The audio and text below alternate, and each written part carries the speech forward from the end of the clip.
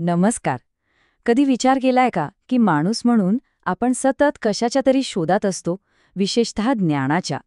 हा शोध नेमका सुरू कसा झाला आणि आज आपल्या आयुष्यात ह्याचं महत्त्व काय आहे? चला, आज याच रंजक प्रवासाला सुरुवात करूया. जरा विचार करा. हे प्रश्न किती मूलभूत आहेत, नाही का? मी कोण आहे, हे जग काय आहे आणि मला जे काही माहीत आहे ते खरंच खरं आहे का? खरं तर याच काही प्रश्नांनी मानवाच्या संपूर्ण विचारविश्वाला एक नवी दिशा दिली. आणि गंमत बघा, ह्याच आदिम प्रश्नांमधून तत्वज्ञानाचा जन्म झाला. म्हणजे विचार करा, केवळ ज्ञानाच्या भुकेतून एक संपूर्ण विचारप्रणाली जन्माला आली. आणि या तत्वज्ञानाच्या अगदी केंद्रस्थानी आहे एक शाखा, जिचं नाव आहे ज्ञानमीमांसा, इंग्रजीमध्ये ज्याला आपण एपिस्टमॉलॉजी म्हणतो. कारण शेवटी कोणत्याही विचाराचा पाया ज्ञानावरच तर उभा असतो, बरोबर? तर मग पहिला आणि सगळ्यात महत्त्वाचा प्रश्न, आपण इतका वेळ ज्ञान ज्ञान म्हणतोय, पण हे ज्ञान म्हणजे नक्की काय? चला जरा या संकल्पनेच्या मुळाशी जाऊन बघूया. सोप्या भाषेत सांगायचं तर ज्ञानमीमांसा म्हणजे ज्ञानाचा अभ्यास. म्हणजे ज्ञान दिसतं कसं, येतं कुठून, त्याचे स्रोत कोणते, त्याच्या मर्यादा काय आहेत आणि ते खरं आहे की खोटं हे कसं ठरवायचं, या सगळ्या गोष्टींचा सखोल अभ्यास करणारी ही एक महत्त्वाची शाखा आहे. महान तत्त्वज्ञ प्लेटोने याची एक खूप सोपी पण तितकीच महत्त्वाची व्याख्या केली आहे. ते म्हणतात, ज्ञान म्हणजे समर्थित आणि सत्यश्रद्धा. याचा अर्थ काय? म्हणजे एखादी गोष्ट फक्त खरी असून चालत नाही, तर ती खरी का आहे याचा आपल्याकडे काहीतरी पुरावा किंवा तर्क असणंही तितकंच गरजेचं आहे.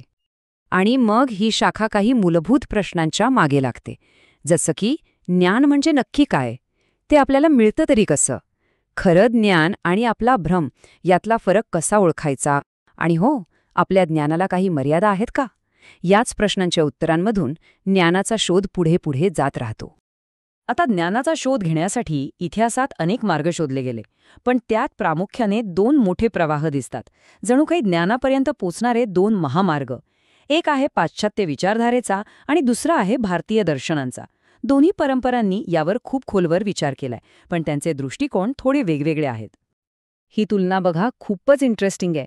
पाश्चात्य परंपरेत ज्ञान बुद्धीने मिळतं की अनुभवाने, हा वाद अगदी केंद्रस्थानी होता.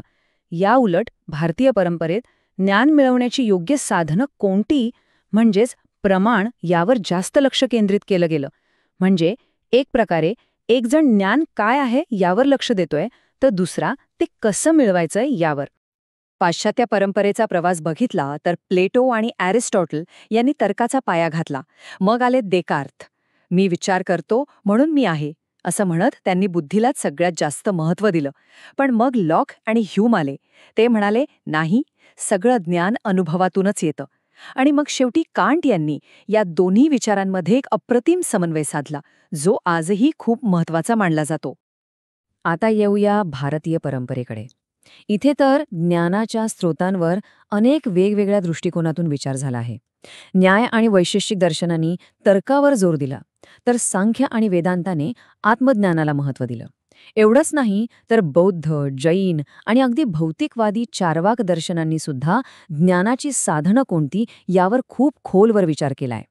ही विविधताच भारतीय परंपरेची खरी श्रीमंती आहे. बरं, तर मग प्रश्न असा आहे की आपल्याला ज्ञान मिळतं तरी कसं? आपल्याकडे अशी कोणती विश्वासार्ह साधनं आहेत ज्यांच्या मदतीने आपण सत्यापर्यंत पोचू शकतो?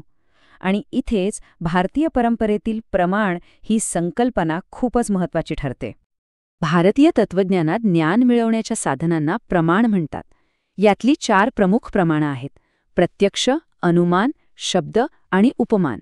असं समजा की ही सत्य तपासण्याची आपली एक प्रकारची टूलकिटच आहे. या टूलकिटमधलं पहिलं आणि सगळ्यात थेट साधन म्हणजे प्रत्यक्ष. म्हणजेच आपल्या ज्ञानेंद्रियांनी, डोळ्यांनी, कानांनी, त्वचेने मिळणारं ज्ञान. अगदी सोपं उदाहरण म्हणजे सूर्योदय पाहिल्यावर सूर्य उगवला हे आपल्याला थेट कळतं, यात दुसरं काही लागत नाही. दुसरं साधन आहे अनुमान, म्हणजे तर्काच्या आधारावर निष्कर्ष काढणं. याचे एक क्लासिक उदाहरण आहे, डोंगरावर धूर दिसला की आपण लगेच तर्क लावतो की तिथे आग लागली असणार. आग आपल्याला दिसत नाही, पण धुरावरून आपण आगीचं ज्ञान मिळवतो. हा झाला अनुमान. तिसरं महत्त्वाचं साधन आहे शब्द.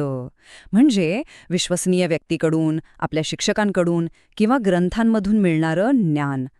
खरं तर आपलं बहुतेक शिक्षण ह्याच प्रमाणावर अवलंबून असतं, नाही का? आणि चौथं प्रमाण म्हणजे उपमान, म्हणजेच तुलना. समजा एखाद्याला रानगवा कसा दिसतो हे माहीत नाहीये, तर आपण काय सांगू? अरे तो गायसारखाच दिसतो.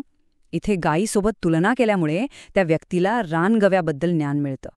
बरं, हे सगळं ऐकायला खूप छान वाटतं, पण हजारो वर्षांपूर्वीचा हा ज्ञानाचा शोध आजच्या काळात आपल्यासाठी महत्त्वाचा का आहे, याचं उत्तर खूपच प्रॅक्टिकल आहे. शिक्षण आणि विज्ञानाचाच विचार करा. काय शिकवायचं आणि ते कसं शिकवायचं हे ठरवताना ज्ञानमीमांसेचाच आधार घेतला जातो. आणि विज्ञानाचा तर पायाच पुरावा आणि पडताळणी यावर टिकून आहे, जी थेट ज्ञानमीमांसेतून आलेली तत्त्वं आहेत. यामुळे केवळ माहिती गोळा होत नाही, तर चिकित्सक विचार करण्याची सवय लागते. आणि हे फक्त शाळा कॉलेजपुरतं मर्यादित नाही. आपल्या सामाजिक आणि वैयक्तिक आयुष्यात सुद्धा हे खूप महत्त्वाचं आहे. आजच्या जगात कोणती माहिती खरी आणि कोणती खोटी हे ओळखायला शिकणं किती गरजेचं आहे. यामुळे चुकीची माहिती आणि अंधश्रद्धेपासून आपोआप संरक्षण होतं. परिणामी आपण जास्त चांगले निर्णय घेऊ शकतो. आणि खरं सांगायचं तर हा मुद्दा आजच्या काळात सगळ्यात जास्त महत्त्वाचा आहे. आज आपण माहितीच्या महापुरात अक्षरशः बुडवून गेलोय. आपल्याकडे माहितीची कमतरता नाहीये. कमतरता आहे ती समोर येणाऱ्या प्रत्येक गोष्टीला तपासून घेण्याच्या शहाणपणाची, त्या विवेकबुद्धीची. म्हणूनच असं म्हटलं जातं की ज्ञानमीमांसा हा सत्याच्या शोधाचा मार्ग दाखवणारा दिवा आहे. तो फक्त आपल्याला रस्ता दाखवत नाही, तर आपण त्या रस्त्यावर का आणि कसे चालतोय याचाही विचार करायला शिकवतो. तर या संपूर्ण चर्चेनंतर एक प्रश्न स्वतःला विचारायला हवा. आपल्याला जे काही माहीत आहे ते खरंच सत्य आहे का? आणि आपण ते कशाच्या आधारावर खरं मानतो? याच प्रश्नामध्ये ज्ञानाच्या खऱ्या शोधाची सुरुवात दडलेली आहे. विचार करत रहा.